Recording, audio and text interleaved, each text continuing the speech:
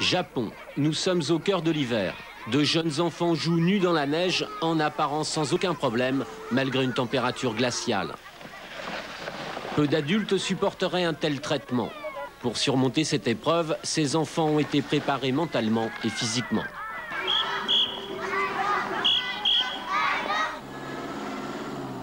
Ville de Wakayama, à 600 km de Tokyo. Pour les 75 petits élèves âgés de 1 à 5 ans du Jardin d'enfants du Soleil, la journée commence. Ici, la règle est extrêmement sévère. Contrairement aux autres écoles, l'uniforme est des plus sommaires. Pour tout vêtement, les enfants ont droit à un simple short pendant l'année.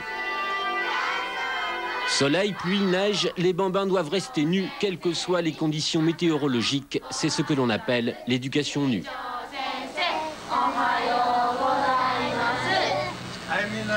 10 h du matin, comme tous les jours, les bébés samouraïs impeccablement rangés saluent monsieur le directeur Kenji Hirai.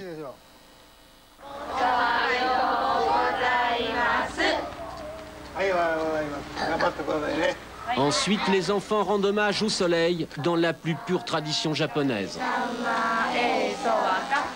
Ce jardin d'enfants est privé, il coûte très cher aux parents. Monsieur Kenji Hirai l'a fondé dans les années 50 avec cette maxime: nous sommes responsables de tous nos échecs, il faut apprendre à les surmonter avec plaisir.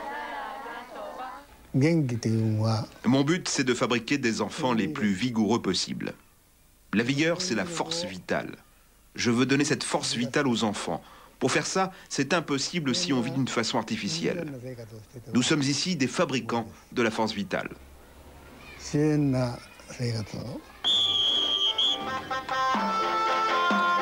Au Jardin d'enfants du Soleil, en dehors des cours de japonais et de musique, l'accent est mis tout particulièrement sur l'éducation physique. Aujourd'hui, les élèves s'entraînent pour la grande fête du sport qui a lieu dans toutes les écoles japonaises au mois d'octobre. L'exercice est quasiment martial, il doit être exécuté parfaitement. Pour des enfants de 3 ans en plein soleil, c'est très dur. Mais en même temps, ils s'amusent, c'est primordial.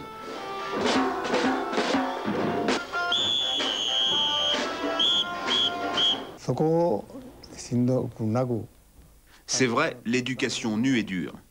Mais il faut transformer la souffrance en joie. C'est pénible, mais c'est aussi une joie. Les enfants en arrivent à pouvoir jouer du tambour sous un soleil de plomb pendant 3 heures. Le but est simple. Pour blinder les esprits, il faut d'abord blinder les corps. En apprenant à dépasser la douleur physique, les enfants développent un mental beaucoup plus fort, plus performant.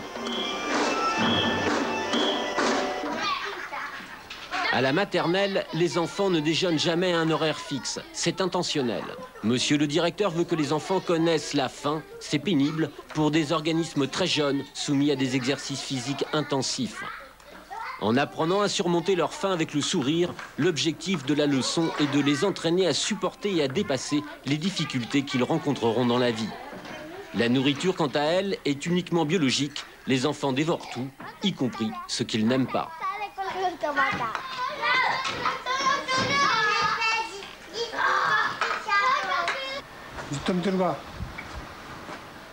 Regardez et écoutez bien comme vous le faites tous les jours, les enfants. Soyez attentifs, comme tous les jours. Je veux que vous soyez les meilleurs. Vous entendez ce que je dis? Les meilleurs.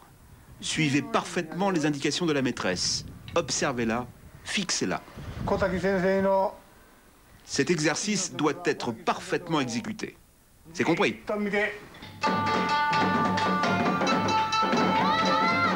Sous le regard du maître, les petits élèves jouent à la perfection une partition de tambour japonais. Pour des enfants de 3 à 5 ans, l'exercice est des plus difficiles. La réussite de ce morceau est collective et non pas individuelle. Elle demande de la part de chaque enfant une extraordinaire concentration. C'est un des buts de l'école, développer une concentration accrue pour qu'ils soient plus tard dans leurs études le plus compétitifs possible et surmonter ainsi la sélection implacable de la société japonaise.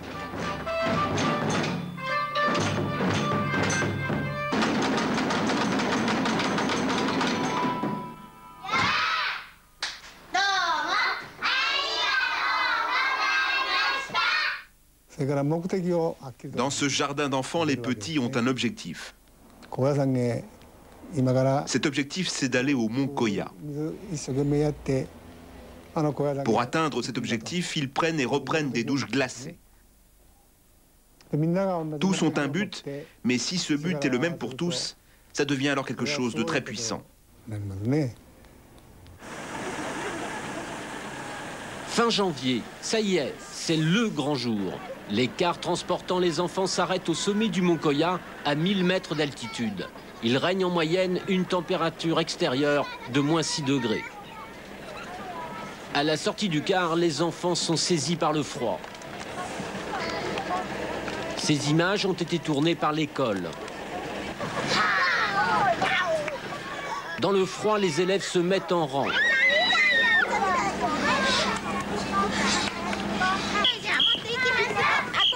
Et c'est au cri de combat que les bambins partent en courant dans la neige.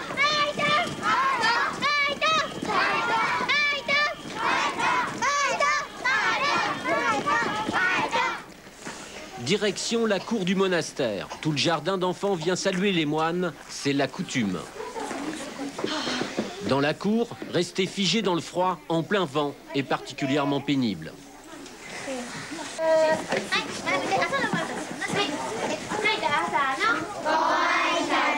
Nous vous présentons les salutations du matin. Nous vous disons bonjour, monsieur le moine. Allez les enfants, courage, courage.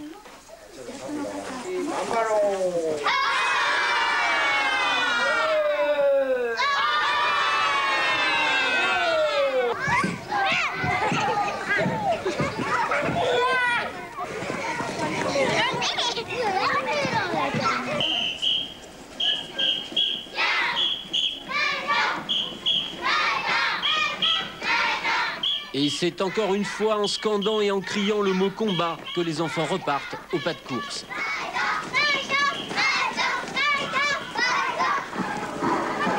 Les petits écoliers sont heureux. L'objectif de l'année scolaire est atteint. Leur corps et leur esprit sont totalement blindés. Avant d'en arriver là, les enfants ont subi un traitement de choc pendant des mois. Pour forger les corps le plus sévèrement possible, ils ont pris par jour jusqu'à 100 douches glacées, avec obligation de se tenir fixe en plein vent pour se sécher. Au départ, les plus petits en pleuraient. Aujourd'hui, ils sont forts.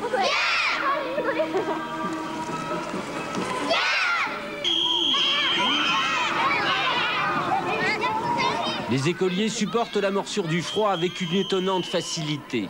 Malgré la dureté de la méthode, dans cette école, les enfants n'ont jamais eu d'accident grave. Pendant toute la journée, les exercices physiques et les jeux s'enchaînent sans interruption. Leur corps est devenu une armure.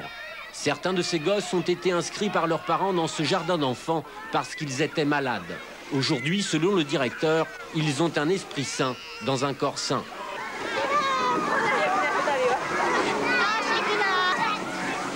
Un des objectifs majeurs de l'éducation nue est d'avoir des enfants plus performants et compétitifs que les autres. Dès le jardin d'enfants, les petits japonais doivent être les meilleurs. Pendant toute leur vie de lycéens et d'étudiants, ils subissent une sélection intense. Avec un mental et un corps blindés à toute épreuve, les bébés samouraïs résistent mieux à la pression. C'est la grande fierté du directeur. Beaucoup d'anciens élèves sont admis dans les universités les plus prestigieuses, telles que celles de Tokyo ou d'Osaka, le summum au Japon. Kawasaki, banlieue de Tokyo. Les 350 petits élèves du jardin d'enfants d'Aini-Ikari se réunissent à 9h30 précise. Ces enfants font partie de l'élite. Les frais d'études sont élevés, 4 500 € par an. Peu de parents sont capables de débourser une telle somme. Ce jardin d'enfants est différent. Ici, l'éducation nue est de rigueur, mais surtout, l'accent est mis sur l'enseignement scolaire dès l'âge de 2 ans.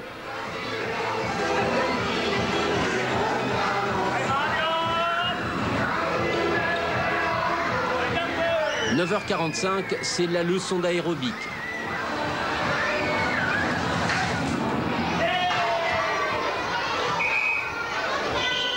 Dans cette maternelle, il n'y a pas de récréation. Le corps et l'esprit des enfants est perpétuellement stimulé.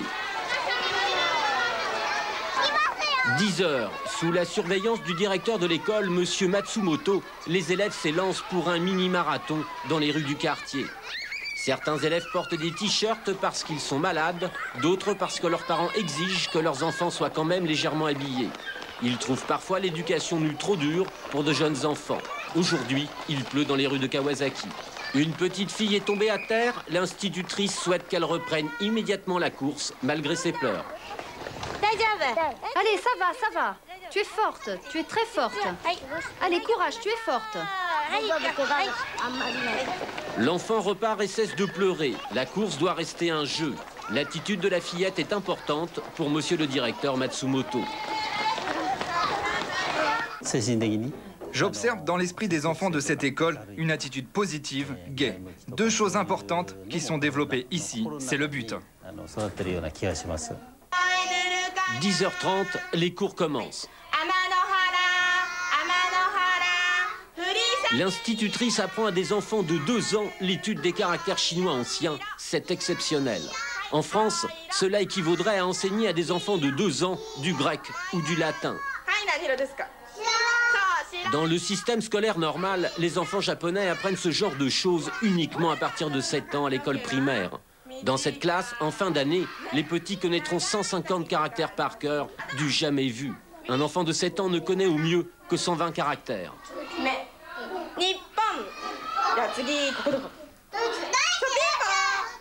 Apprendre par cœur dès le plus jeune âge les leçons les plus difficiles, c'est la grande force de l'école Ikari.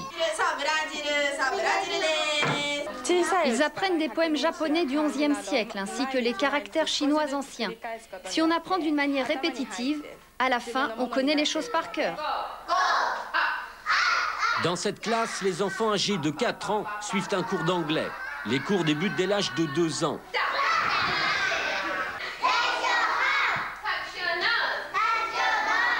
Là aussi, c'est exceptionnel. Normalement, les enfants apprennent cette langue uniquement à partir de 13 ans. Ce qu'ils apprennent, ils apprennent très très bien. Ils apprennent très bien la prononciation. Ils peuvent faire les choses, apprendre par cœur, ce que les adultes ne peuvent pas. Ils font des choses que les adultes trouvent impossibles. À 2 ans. Oui, à 2 ans. L'éducation du jardin d'enfants d'Aini Ikari est très poussée. Les petits sont constamment sollicités, intellectuellement et physiquement, de 9h30 du matin à 2h de l'après-midi. C'est la règle. Beaucoup de parents pensent que leurs enfants sont surprotégés. Alors, pour les endurcir et leur forger un mental de gagnant, ils placent leurs enfants dans cette école. Je trouve qu'être nu toute la journée, c'est quand même extrême. J'ai bien réfléchi, franchement, j'ai longuement réfléchi avant de me décider à les mettre dans cet établissement.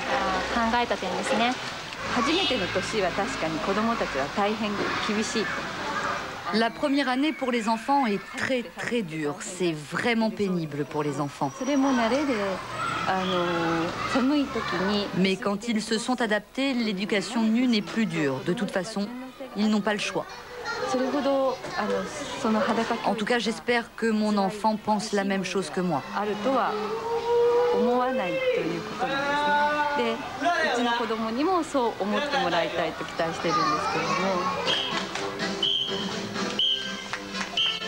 Après 4 années passées au sein du jardin d'enfants d'Aini Ikari, la majorité des petits écoliers intégrera les plus grands lycées de Tokyo.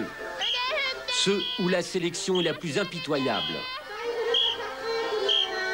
Mais monsieur le directeur se défend de forger des combattants, des enfants conditionnés à surmonter toutes les épreuves pour devenir l'élite de demain. Une expression qu'il n'aime pas beaucoup.